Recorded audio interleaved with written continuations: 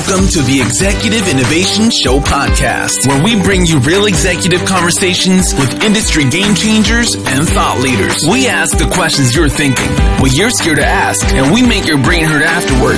With your host, Carrie Chitsey Wells, co-founder and CEO of One Touch Video Chat, live video interviews, and the nonprofit Humans Helping Humans.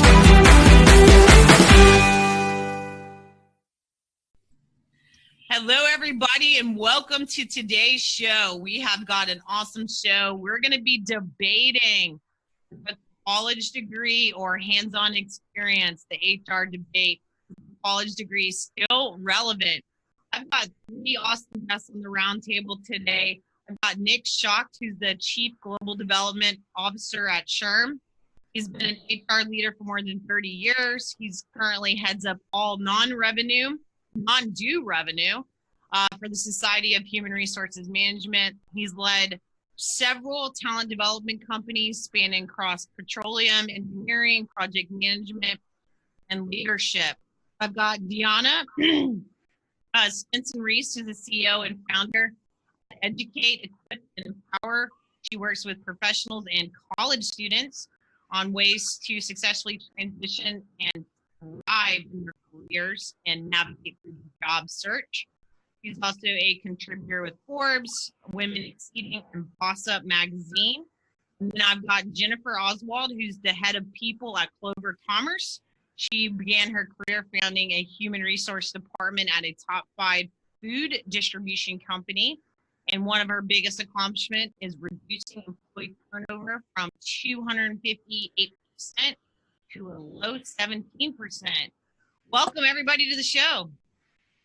Thank you. Thanks for having me. Well, I do want to start this off by saying there was no dress code for this show, but we happen to be representing purple on top and pink on bottom. So thanks, everybody, for having good pink and purple mojo today, even though there was no dress code.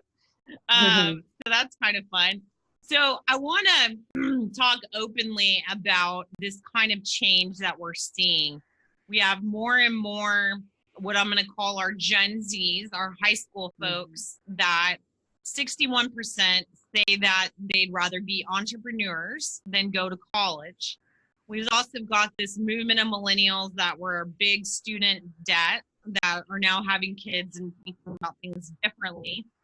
And so it's really made a shift in HR, and we've had a lot of big companies, Apple, Google, IBM, Hilton, Whole Foods, come out and publicly say they've pulled down the requirement that a college degree is no longer required. So we've assembled a good group here to kind of debate this out of should the college degree still be required, and what really matters more for the leaders on the phone. Is it the hands-on experience? Is it the college degree? And so I want to talk through that. So I want to go around, and Jennifer, we'll start with you. How is your company thinking about this? Is the college degree required? Are you guys looking at it differently and looking at experience? How has that changed for you guys, being that you're in the, everybody I think knows the Clover and the swipe your credit card. So being kind of in the tech space and where you guys are located, has that changed for you guys?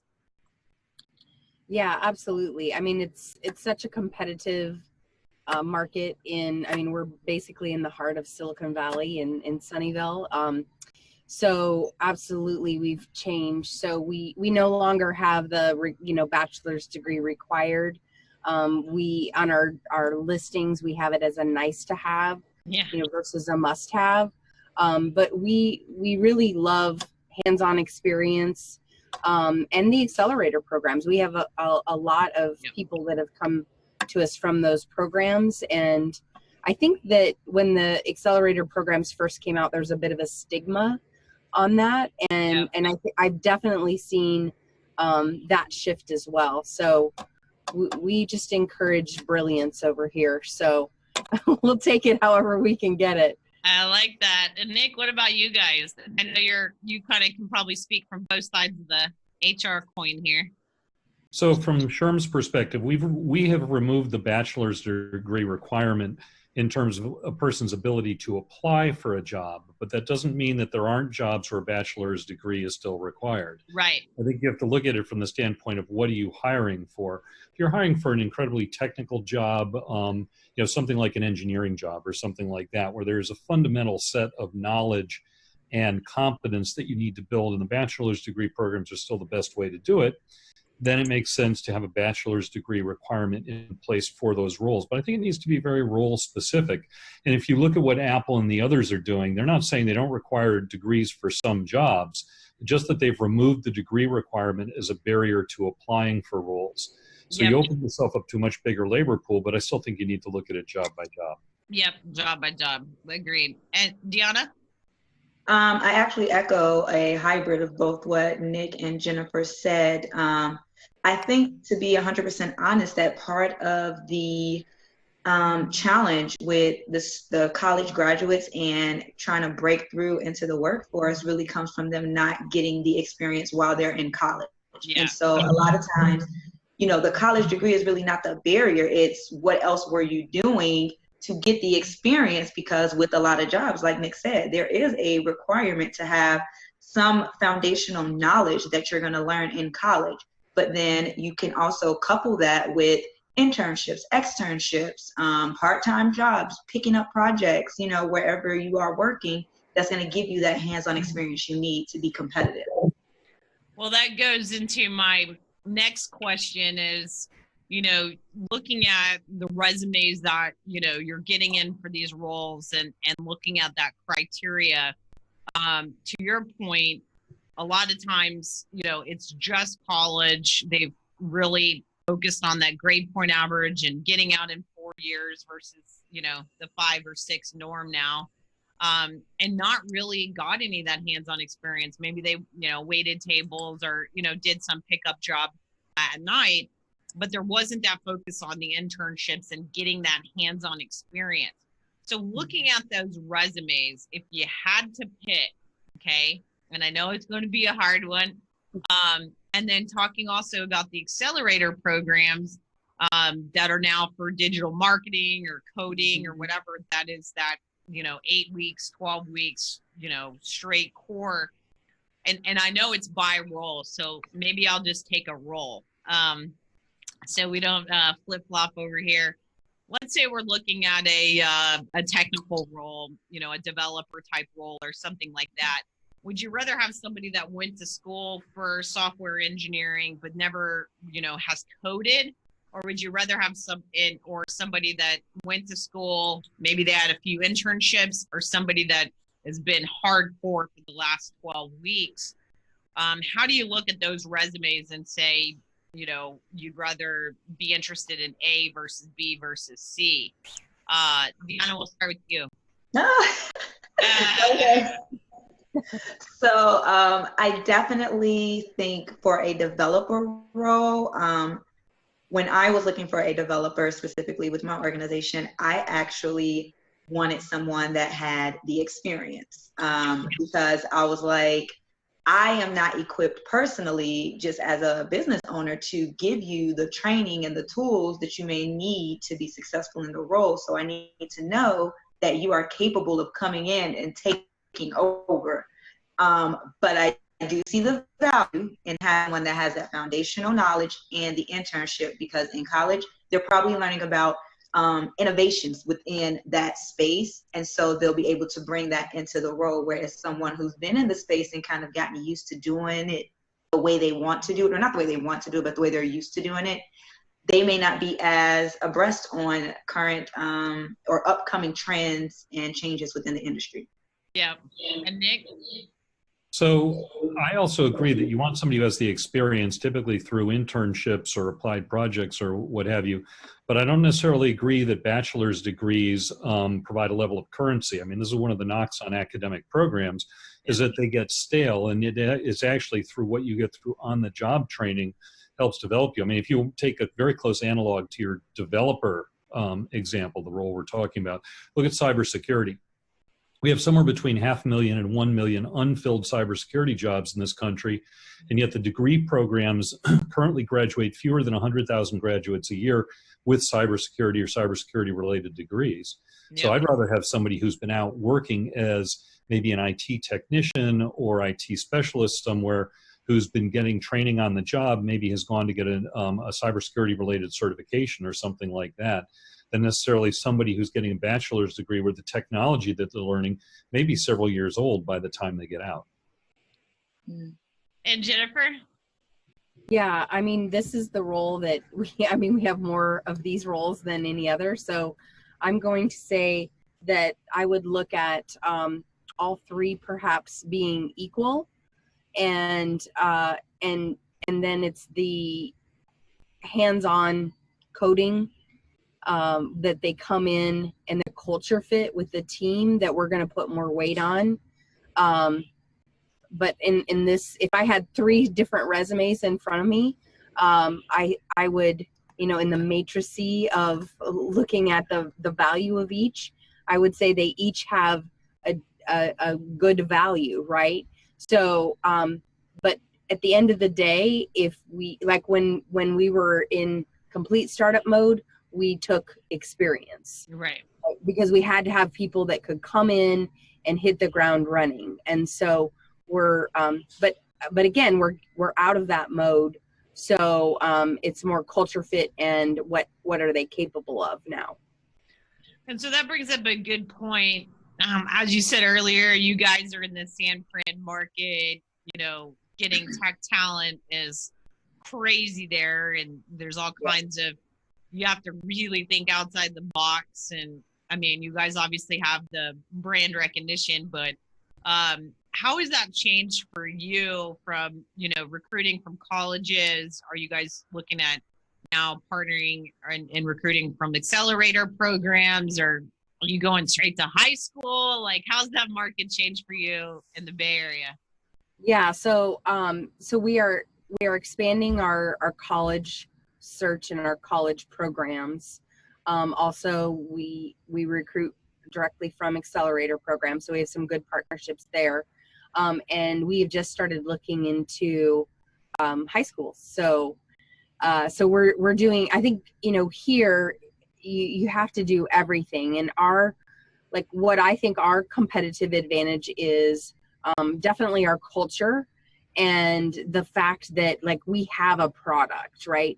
And so, and our code is really cool. So if you have people that are into that, they're more attracted to our type of job, right? But we compete against the bigs, so it's definitely a tough market to stand out in. Right.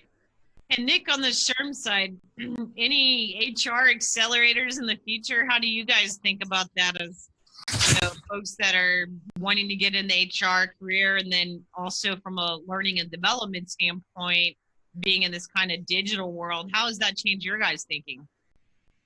So we think there's a core of competencies that are required for HR professionals. We have a body of competency and knowledge. I'm using these terms very specifically because from our perspective, although there are a number of institutions that offer degree programs in human resources, some of which are aligned and kept current with our body of knowledge and competency, really what we focus on for HR professionals is, are you continuing to keep current? We update our body of competency and knowledge every year. Right. So that and we update our certification exam to reflect that and so on. So that's really our focus is, a degree might be a good starting point, but you have to continue to keep current with what's going on. Now, in terms of the education front, what's really interesting also is what we're seeing is some of our members are doing some fairly innovative things.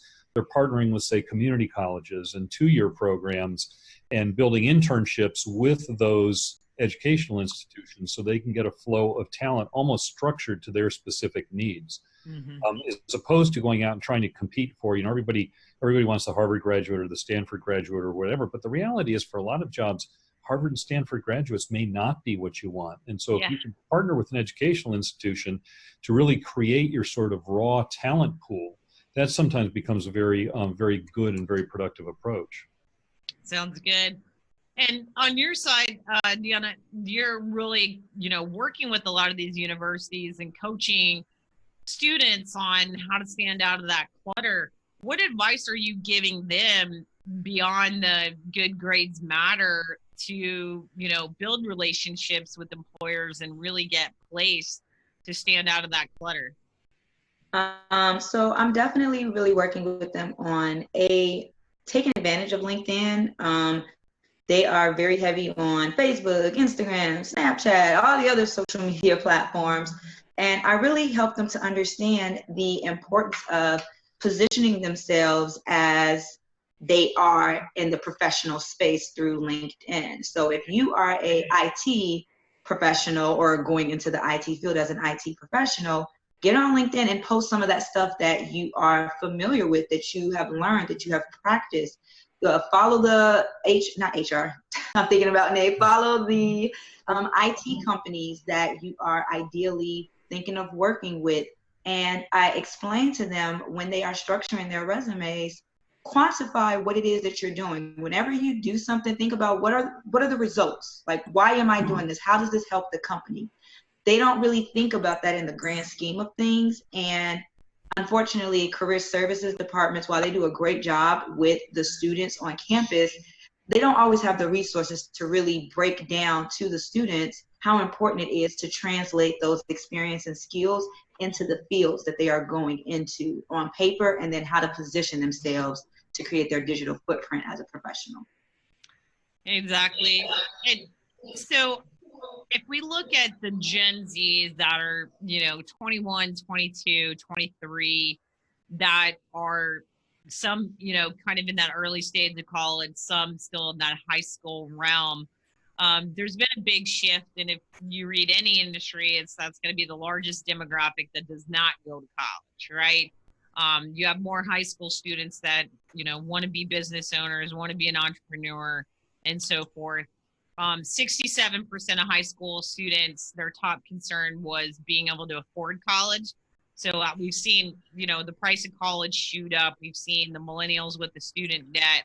And 89% of Gen Zs are considering a different career education path than a 4-year degree, which, Nick, to your point, could be 2 years, could be accelerator program, could be that.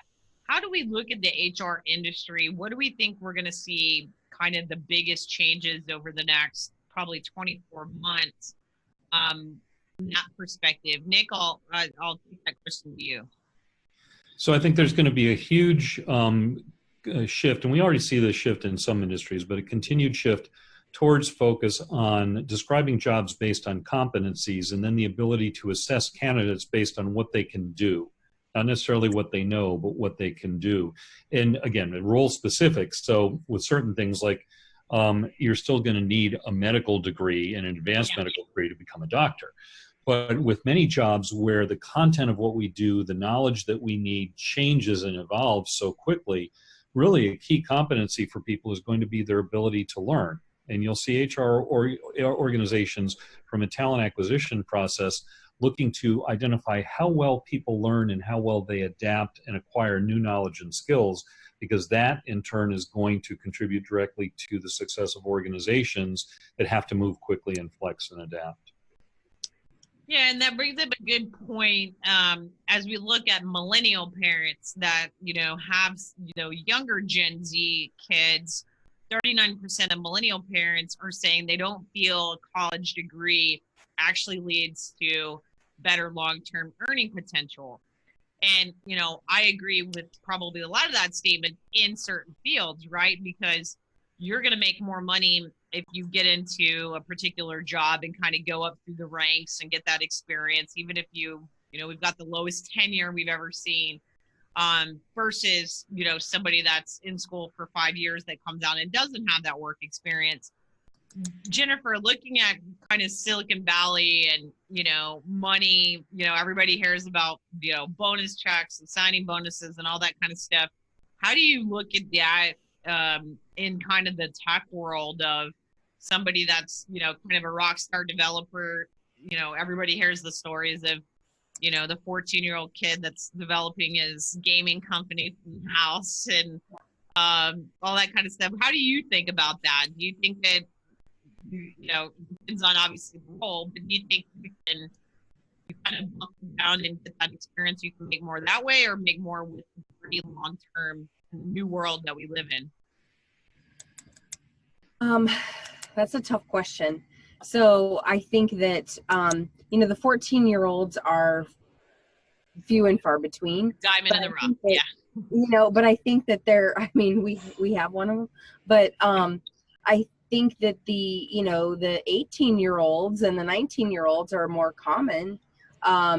So again, I think you have to have a strategy to help with like every bucket. Yeah. And it is crazy competitive out here. So the myths that you hear, they're probably true, right? So the people with the like really big experience, they get multiple offers and large sign-on bonuses and some extras that are hard to compete with. So again, like as the company, we have to continually tweak our strategy, and you can't have a strategy for a year.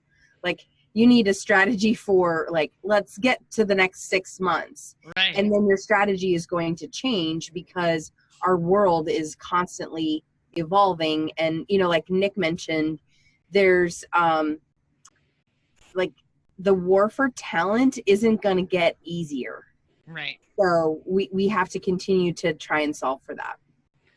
Yeah. And then I think, DeAnnah, want to know from you, if you were giving advice to, a room of high school juniors, what would your advice be to them about thinking about their career path? I would certainly tell them to do their due diligence in terms of researching what's going on in that industry. That's something that they don't teach in schools, right? Like, so while yes, you can go to school, let's say for 4 or 5 years and get a bachelor's degree in something, you can probably, for some industries, go to a community college and get an associate's degree or certification and kind of get to that same point. It may take an extra year or two, but you'll kind of go ahead and get into your industry and kind of get to that same point, but it costs you, I don't know, a couple $1,000s opposed to $40,000 or $60,000. And so being really intentional about, okay, you're going to college, what is going to be your return on investment? What is the earning potential in this field? Are there other routes that you can take if you are worried about, the debt or paying for, or just you feel like college may not be for you, but we've pushed this narrative over the past decade about how important the college degree is, which in many industries it is important, but there are other routes to get to a high earning potential. And I think a lot of students don't understand those other routes because college is not going to be for everybody. Right. And I think too, most 16, 17-year-olds, 18-year-olds, their career of what they want to be when they grow up is highly influenced by what their parents are willing to pay for in college. Yeah. And a lot of times, as we probably all know, you go down, there's so many people I know that have, crazy college degrees that they're doing nothing with, and they're in a completely different field because they made that decision at 18 years old, right? Yeah. And so I think a lot of times too, it's figuring out, you think you want to be in marketing or you think you want to be in HR or whatever, you'll find out pretty quickly if you go intern or you kind of go get a day in the life of that role with the company. Is that a career, to your point, is that a career you want to invest in, right? Do you really like that job?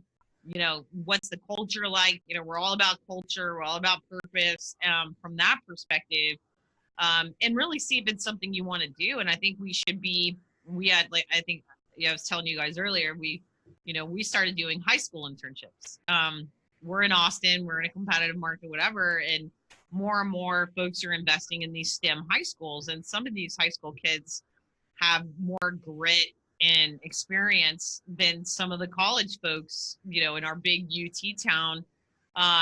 But here, it's a standard. If you don't have 2-3 internships under your belt, you will not get hired in this market, because everybody wants to live here. and it is an employer market, which is kind of nice over being a candidate market because nobody wants to leave. So it's really good from that standpoint. So thinking back about, when you guys were making decisions, some of us are older than others.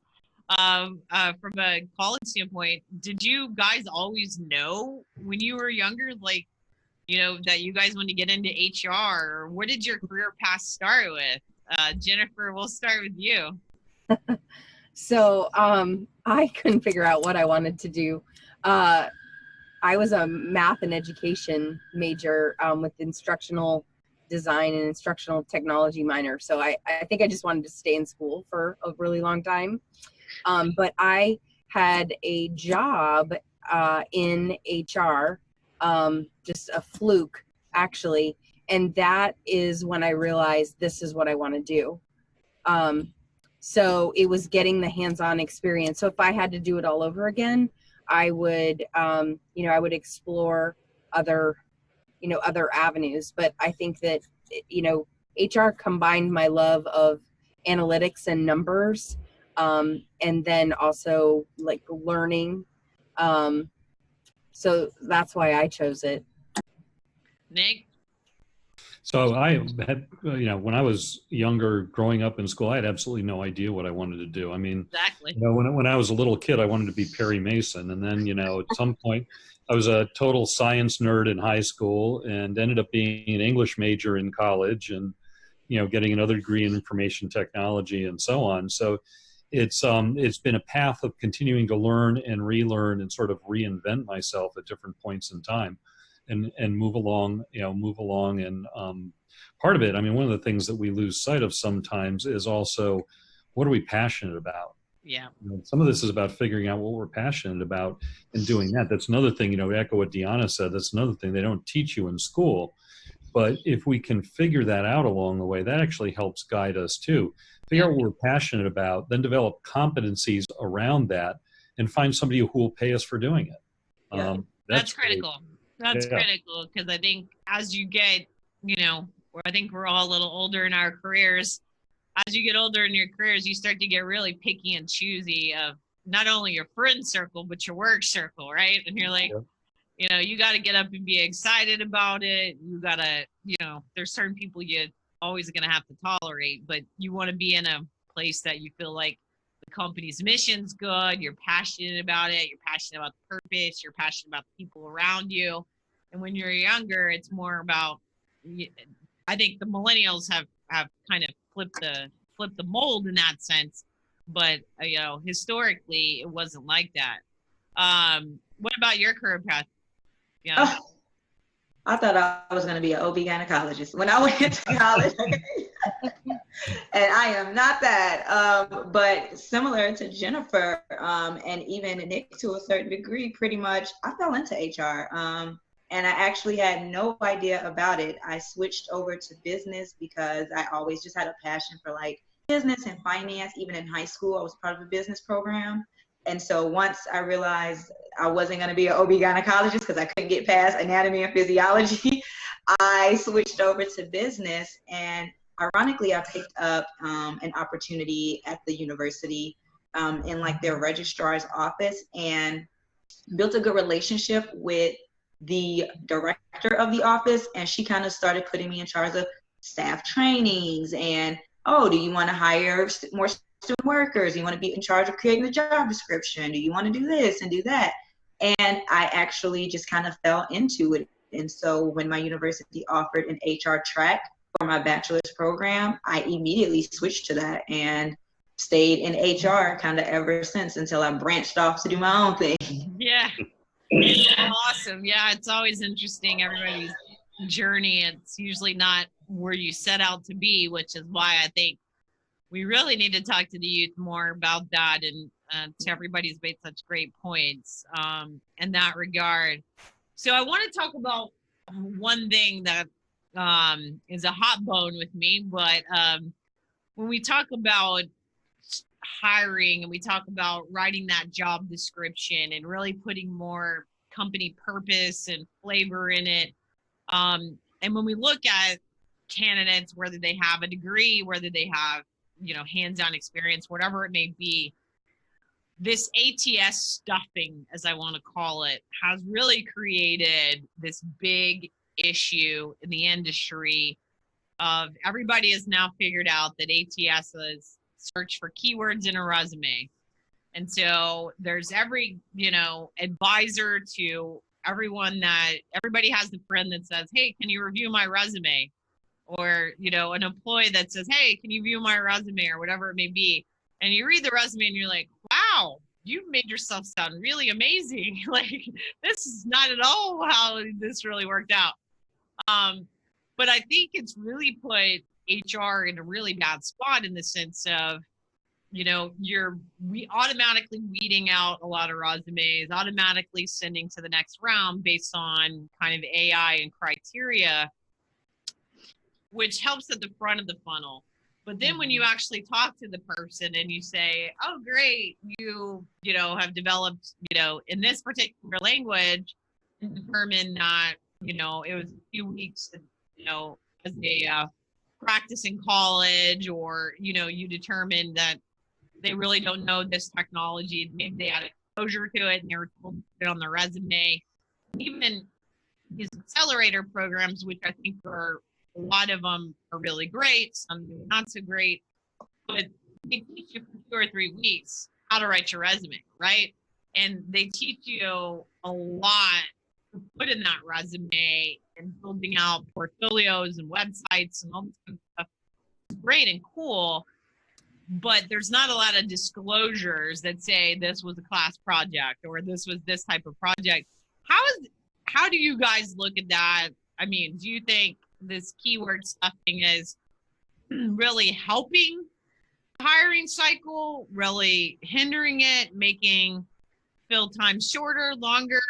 Take on this, and we'll start, Jennifer, with you. I definitely think it's hindering the process. Yeah.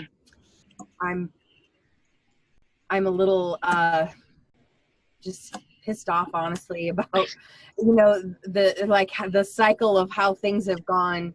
I wish that we could have gotten away from resumes years ago. Mm-hmm. And it's, to me, it seems like we're just perpetuating an antiquated process with the resume.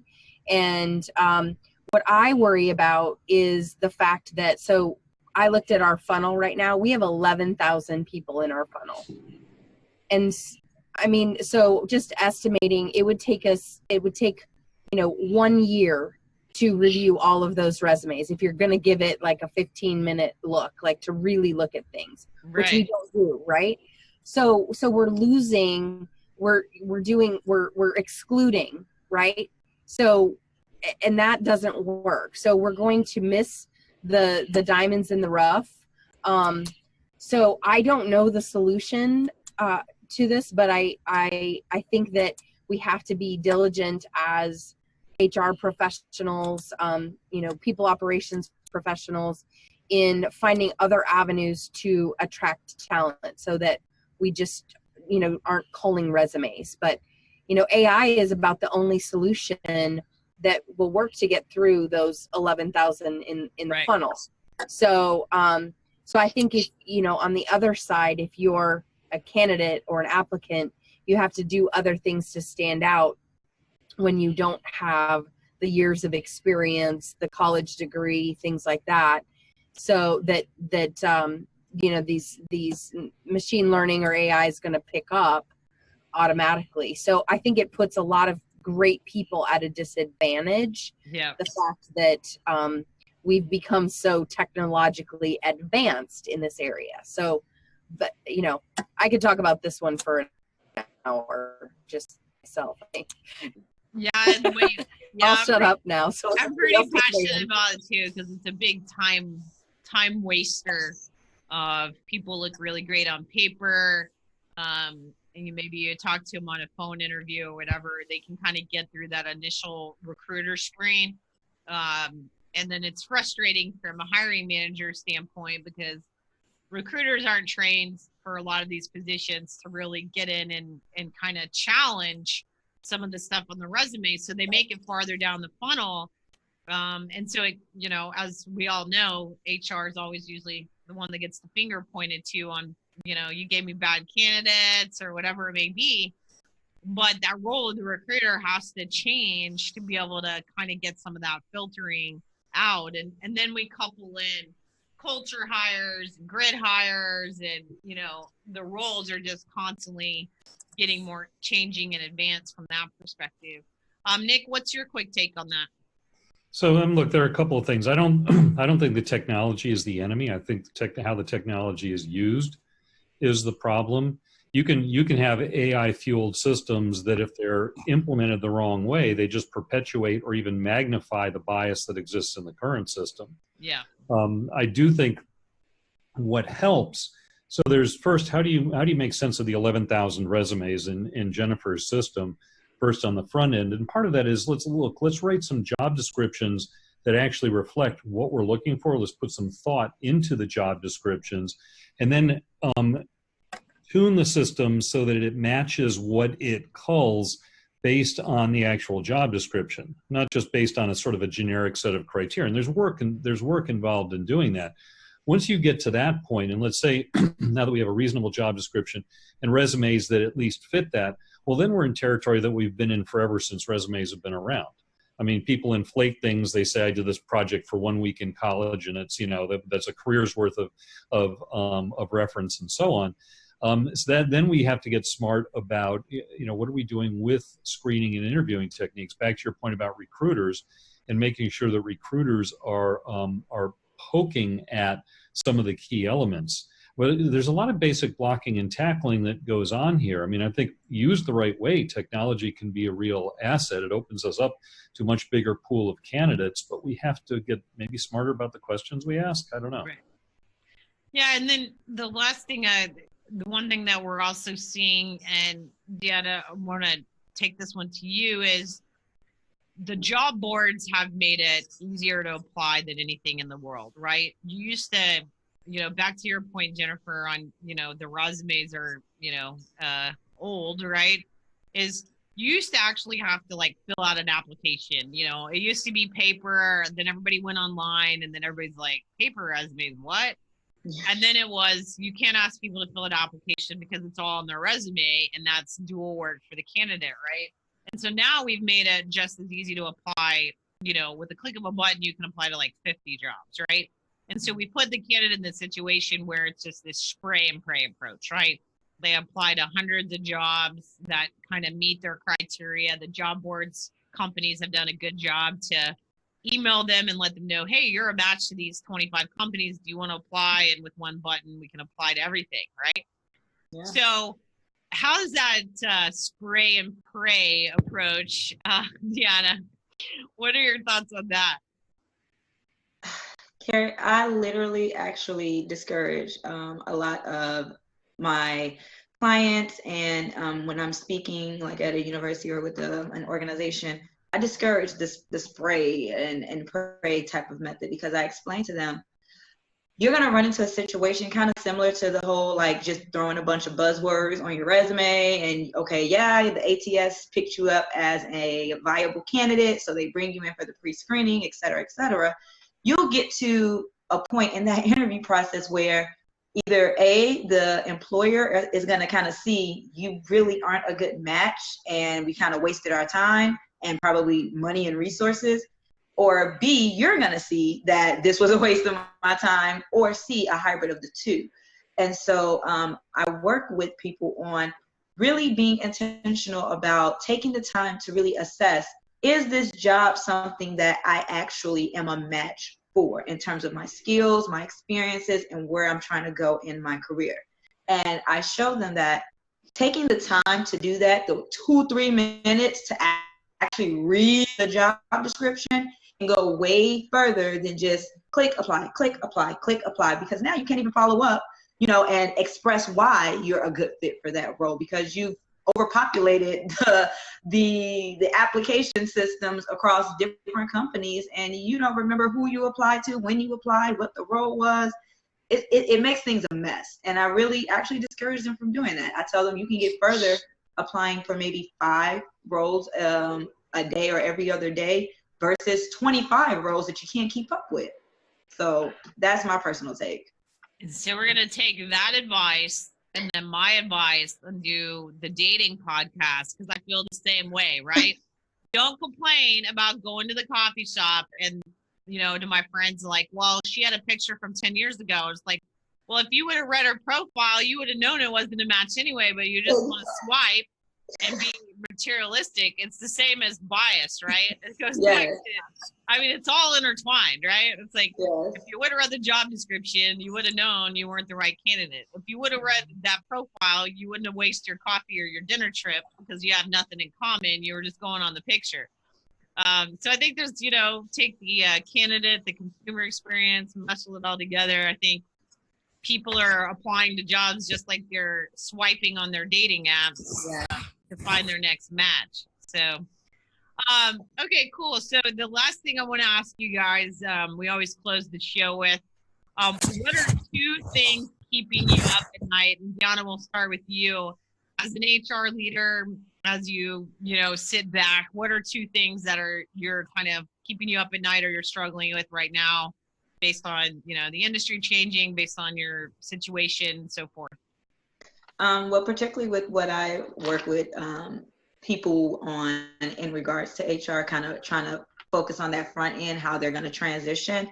One of the things that is very stressful is, when I have clients that I'm working with, that's essentially somebody's livelihood, right? They're kind of relying on me to kind of help them to shift their livelihood when they're trying to search for a job. And so, me trying to make sure I'm constantly staying abreast on the trends, the changes, the challenges, anything going on within HR, because I'm no longer in a traditional, HR role.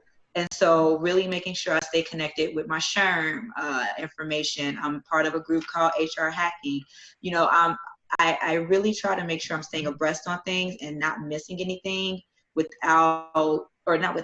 because I'm so wrapped up in my business. Sometimes it's kind of hard. Yeah, it's really kind of hard to do that. But that is one of the things that really has me perplexed a lot of times, because I'm giving them information based on my professional opinion, what I've known from being in the industry, and what I know from how I keep up with the industry. And so not wanting to steer anyone in the wrong direction or give them misleading information. And thank God, let me knock on wood, everyone so far has had a pleasant experience working with me and have achieved the objective of finding a job that they actually want and that they feel like they're a good fit for in terms of responsibilities and their career trajectory. And Nick? So for me, my 2 concerns center around the role of HR professionals and what HR professionals are doing. And the first is I'm concerned that HR professionals are not developing the baseline of competence they need with technology and data. Yeah. We have more and more technology infusing our workplace, more and more data. We can use that to make decisions and take good actions, but we have to be smart about what's out there and how to use it, not to get enamored by blockchain resumes, for example. Okay, you can read a whole bunch of stuff about that, but what does it really mean and how do you use it? I mean, that will solve Jennifer's desire to get away from resumes at some point in time, but it doesn't really exist yet. But be smart about what's out there and use it judiciously. The second thing is that we need to move HR professionals away from the notion of being HR business partners. And I realize this is a little bit heretical, but so there's been this emphasis on, okay, we're going to be HR professionals who are conversant with the business. But you don't hear anybody talking about their finance business partner or their marketing business partner or any other business partners. Instead, you have business professionals who have expertise in marketing or business professionals who have expertise in finance. As HR professionals, we need to be business professionals with expertise in HR, and we bring that to the table, taking an equal role as opposed to the sort of kind of subordinate you can scoot your chair up to the table kind of role. So those are the Those are good. Jen? Yeah, so I think specific to Clover, the talent war, and just how to be competitive here is tough because we are headquartered in Sunnyvale. And then the second would be the retention side of that, right? So keeping the people, we have great people here. We have an amazing culture. And so how do we continue to build on that and keep people happy so that they don't take the phone call, they don't take the LinkedIn message, they say I'm happy here.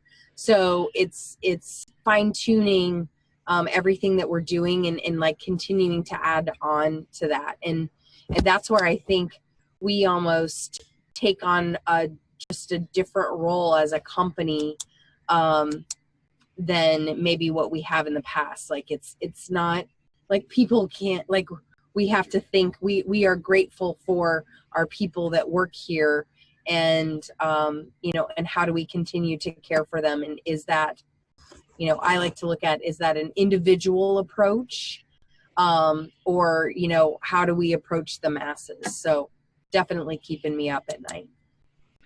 Well, awesome. And the one thing I just want to say in closing, because it keeps coming up in pattern, is, we do have more and more HR tools and technology out there. And then we have a candidate talent base that's, highly technology, highly instant gratification.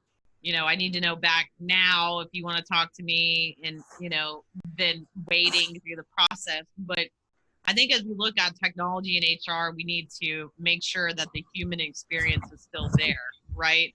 And so what I hear all the times, with my live video interview company, talking to CHROs and chief people officers all the time, is kind of what Jennifer said earlier, is, we've got all these resumes, we've got, great recruiters, we've got great culture, we just can't figure out how to get to the right people. And a lot of that goes outside of some of the technology, using it in a manner to, do things like video interviews and digital job fairs and things like that, to get that grit person, on a video interview that in 5 minutes can tell you why they're a fit, versus reading through a stuffed resume that at the end of the day is probably not telling you a lot. That's probably not telling you a lot. And to Jennifer's point, how do we get beyond the resume and free up recruiters to develop these great relationships from day one, to stand out of the clutter? Because at the end of the day, the companies that are completely automating that process, I think this 2 out of 10 candidates remember a phone screen, but 9 out of 10 remember a video interview. And why is that? Because they're applying to everything. A recruiter calls them, and all they hear is the name and we got your application. They don't even remember the company or even applying. They're just answering the question, right? They're just answering the question. Just like today on this, the reason we went to video podcast is people are going to be able to develop relationships seeing you guys. And when they hear your voice, they now know, cool, that's a Jennifer, that's Nick, that's DeAnnah, whatever. So using the technology, us not being in the same room, we're having this conversation as if we're sitting across the seat from each other. So I think HR leaders really need to think about, when they're implementing technology, how's it impacting their funnel? How's it bringing better candidates? How it's helping hire faster? And then how it's retaining folks back in as we close this show. So everybody tell you guys, everybody are doing great things, have an amazing journey. Tell everybody where they can follow you guys. We'll go left to right. Jennifer?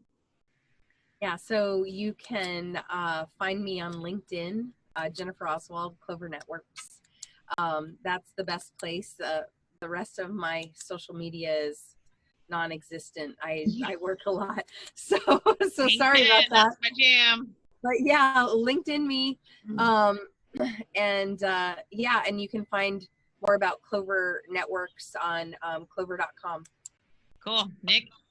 Also LinkedIn, Nick Schacht, SHRM SCP, not to be confused with the professional surfer who also shares my name. And that could be fun. Similarly, on social media, on the web, go to www.shrm.org, where we've got a resource for HR professionals in all realms. Awesome. And you all can find me on LinkedIn as well. That is my baby. And that's DeAnnah Stinson Reese. And you can also find more information about how to work with me, or if you want me to come and partner with your organization, at www.stinsonreese.com. Well, awesome. Thank you guys so much to my purple and pink crew today for being on the podcast. Appreciate you all having good pink and purple vibes today. Everybody go check these guys out. They're doing amazing jobs. Click on the links in the show notes. If you have any questions for any of the guests today, feel free to submit those. We'll get you the answers, or we'll address it on a future podcast. Feel free to rate and review, and always remember to subscribe so you can get your weekly show delivered right to your podcast player of choice. Thank you, everybody, for being on the show. This show is brought to you by livevideointerviews.com. Thanks, guys, for joining. We really appreciate it. Thank you. This podcast has come to a close. To hear more from the Executive Innovation Show podcast, subscribe, submit questions, and share the love. Follow us on social. We're everywhere.